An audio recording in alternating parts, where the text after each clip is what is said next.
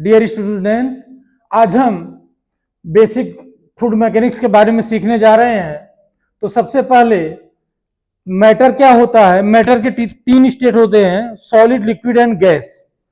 Anything which are flow under the action of shear force however may be the shear force small. मतलब shear force कितना भी छोटा हो, अगर कोई चीज फ्लो कर रहा है उसको हम फ्लूइड बोलते हैं। जबकि चूंकि सॉलिड शियर फोर्स के एक्शन में फ्लो नहीं करता, इसलिए उसको हम फ्लूइड नहीं बोलते हैं। लिक्विड और गैस दोनों ही शियर फोर्स के एक्शन में फ्लो करते हैं, इसलिए इसको हम क्या बोलते हैं, फ्लूइड। तो जो बच्चों को कंफ्यूजन होता है, यहां पर एक क्लियर होता है कि फ्लूइड जो है लिक्विड और गैस दोनों को बोलते हैं। इसके बाद आते हैं हम कुछ फ्लूइड प्रॉपर्टी के बारे में बातें करेंगे। यहां पर हमारे सबसे पहले आता है डेंसिटी, जिसको हम मास डेंसिटी भी बोलते हैं। यह रेशियो होता है मास वर्सेस वॉल्यूम, जिसका यूनिट होता है केजी पर मीटर क्यूब, क्योंकि मास का यूनिट केजी है और वॉल्यूम का यूनिट मीटर क्यूब।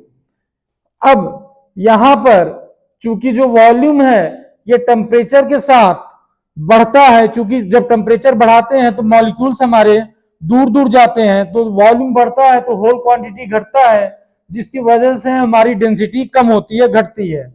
और अगर मैं प्रेशर की बात करूं तो जब हम प्रेशर बढ़ाते हैं तो मॉलिक्यूल्स जो है हमारे पास पास आते हैं।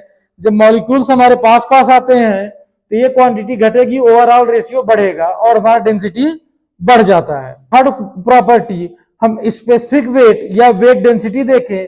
ये रेशियो होता है वेट वर्सेस वॉल्यूम का। अब यहां पर देखते हैं mass is independent quantity, constant रहेगा। यहां पर जी और वी आया, वी को हमको मालूम है प्रेशर और टेम्परेचर पर डिपेंड करता है, but G is also there, G जो कि लोकेशन पर डिपेंड करता है। हम अर्थ सरफेस से चाहे ऊपर जाएं चाहे अर्थ सरफेस से नीचे, दोनों ही टाइम जी घटता है। That's why g depends upon location. और इसी वजह से आप यहां पर देख रहे होंगे कि स्पेसिफिक वेट को नॉन एब्सोल्यूट क्वांटिटी बोला गया है। केवल चूंकि स्पेसिफिक वेट लोकेशन के साथ वेरी करता है, इसलिए इसको नॉन एब्सोल्यूट क्वांटिटी बोलते हैं। जबकि डेंसिटी हमारा लोकेशन के साथ वेरी नहीं करता, इसलिए इसको हम एब्सोल्यूट क्वांटिटी बोलते हैं। Third quantity is specific gravity. It is the ratio of specific weight of actual fluid to the specific weight of standard fluid. हम ऑलरेडी पढ़ चुके हैं कि जो हमारे फ्लूइड दो टाइप के होते हैं, लिक्विड एंड गैस। तो for liquid standard fluid is water and for gas standard fluid is hydrogen और एयर। हमने देखा बाय डेफिनेशन ये specific weight of actual fluid upon specific weight of standard fluid. Specific weight का formula mg upon v, तो mg upon v upon actual upon mg upon v upon standard. यहां पर देखेंगे सब कुछ कॉमन है, we यहां भी अपना v है, तो ये सब कैंसिल हो गए और केवल बचा हमारा डेंसिटी। तो density of actual upon density of standard fluid. तो हम जो अगर हमें स्पेसिफिक ग्रेविटी निकालना है तो या तो स्पेसिफिक वेट मालूम हो स्टैंडर्ड फ्लूइड और एक्चुअल फ्लूइड का, और या तो स्पेसिफिक या तो डेंसिटी मालूम हो हमें स्टैंडर्ड फ्लूइड का और एक्चुअल फ्लूइड का। For mercury and for H2O, दो चीजों का आपको याद रखना है। H2O के लिए स्टैंडर्ड फ्लूइड जो स्टैंडर्ड स्पेसिफिक ग्रेविटी होता है 1 होता है, और फॉर मरकरी Hg के लिए 13.6 होता है। कुछ चीजें याद रखनी है, कुछ चीजें अपने एग्जाम में क्वेश्चन में दिया रहता है एज्यूम करने के लिए। Next quantity is our compressibility denoted by beta. It is the reciprocal of bulk modulus. It is the reciprocal of bulk modulus.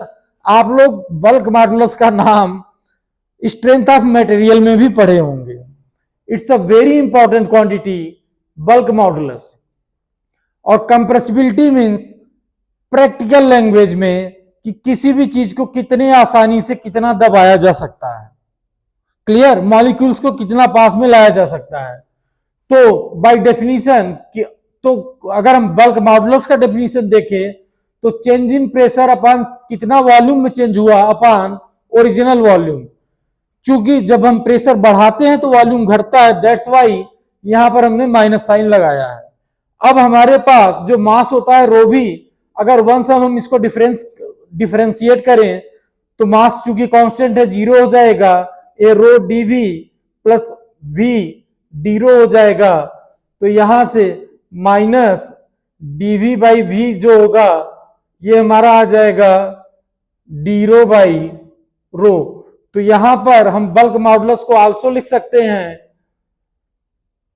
DP by D rho by rho या rho DP by D row.